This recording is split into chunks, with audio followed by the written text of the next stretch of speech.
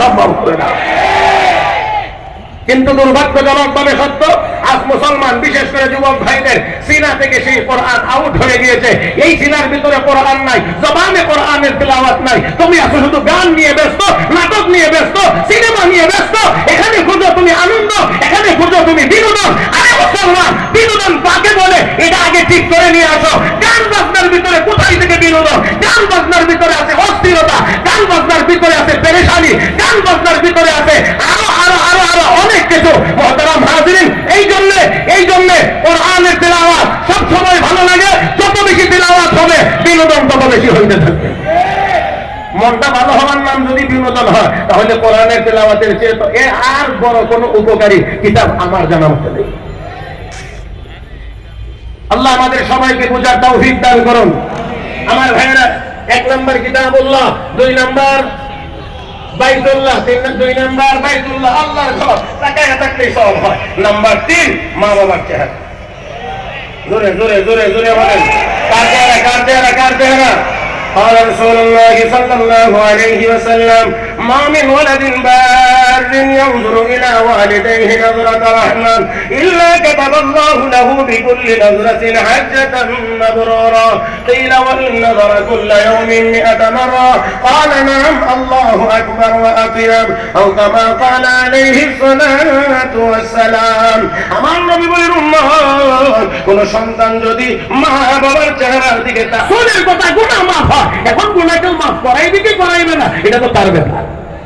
আমি আপনাদেরকে শুধু ফাঁকে বলতে চান, সূর্য উদয় হলে কিছু প্রাণী আছে চোখ বন্ধ করে রাখে। সূর্য উদয় হলে কিছু প্রাণী আছে চোখ বন্ধ করে রাখে। এর মধ্যে একটা প্রাণী আছে আমাদের এদিকে, এটার নাম হলো বাদুর, আঞ্চলিক ভাষায় কলা বাদুর। কারণ এরা রাত্রে চলাফেরা করে বেশি, আর রাত্রেই কাজ তার। কারণ অন্ধকার না হলে সে যেই কাজ করে এই কাজ করা যায় না। কারণ বাদুরের কাজ হলো রাত্রে কলা চুরি করে খাওয়া। মালিকের জীবনেও জিজ্ঞাসা করে খায় না, অতএব বাদুর চুরি করে খায়। আর চুরি করে তো ভালো স্বভাব, কথা কয় না ভালো স্বভাব, তাহলে চুরি করে খায়। কিন্তু সূর্য উদয় হয়, চোখ বন্ধ করে রাখে, আমি দেখি না। এই জন্য সূর্য উঠে না। সূর্য ওঠা বন্ধ আছে? সূর্য তো উঠে, হাজার হাজার লক্ষ লক্ষ মাখলুক সূর্যের দ্বারা আলোকিত হয়, বাদুর আমি দেখি না। এই জন্য সূর্যের উদয় যেমন থেমে থাকে না, এক চুল পরিমাণ যেমন কমে উঠে না। কেউ আলেমের চেহারা দেখবে কি দেখবে না, তার সবিরা গুনাহ মাফ করাইবে কি করাইবে না, এটা তার ব্যাপার। এতে করে সূর্যের যেমন কিছু আসে যায় না, আলেমেরও কিছু আসে যায় না।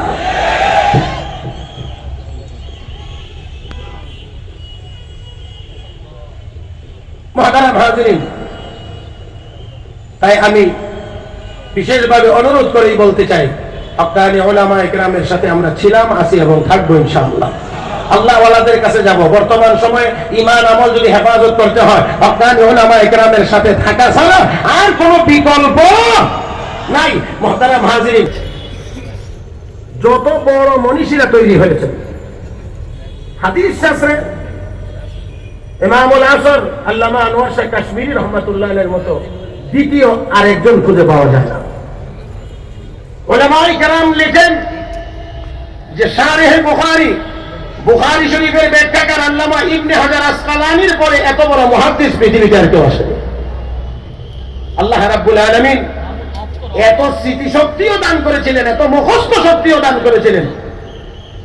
দেখেন হযরতুল আল্লামা হযরত মাওলানা মাক্কি আল হিজাজি দামাত বারাকাতুহুল আলিয়া, যিনি এখনো হারাম শরীফে, মক্কার হারামে হাদিসের দর্শ দেন, তাফসীরের দর্শ দেন, ঠিক না? সে মাওলানা মাক্কি আল হিজাজি দামাত বারাকাতুহু তিনি লিখেন, হযরত আনোয়ার শাহ কাশ্মীরি রহমাতুল্লাহ আলাইহি একবার পাঠানো হয়েছে আল আজহার বিশ্ববিদ্যালয়। ওইখানে লাইব্রেরিতে একটি দুর্লভ কিতাব, এই কিতাবটি পড়ে তিনি লিখে নিয়ে আসবেন, সেই জন্য খরচ বহন করবে দারুল উলুম। উনি গেলেন, লাইব্রেরিতে ঢুকলেন, কিতাব পড়া শুরু করলেন।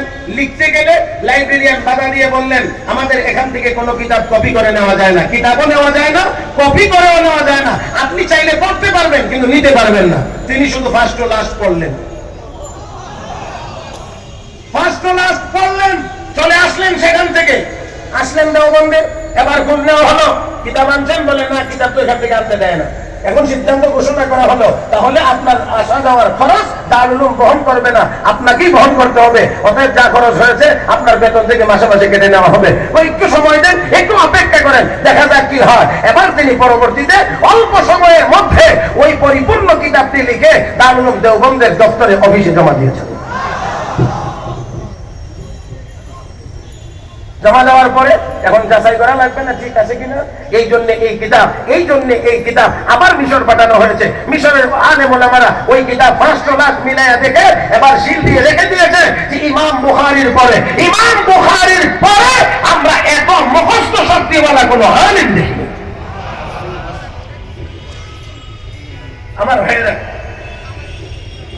উনি এক মামলায় কোর্টে গিয়েছিলেন বক্তব্য দেওয়ার জন্য। এক কাদিয়ানির সাথে ছেলে মুসলমান এক মেয়েকে কেমনে কেমনে বিয়ে করে ফেলেছে ব্রিটিশ আমলে।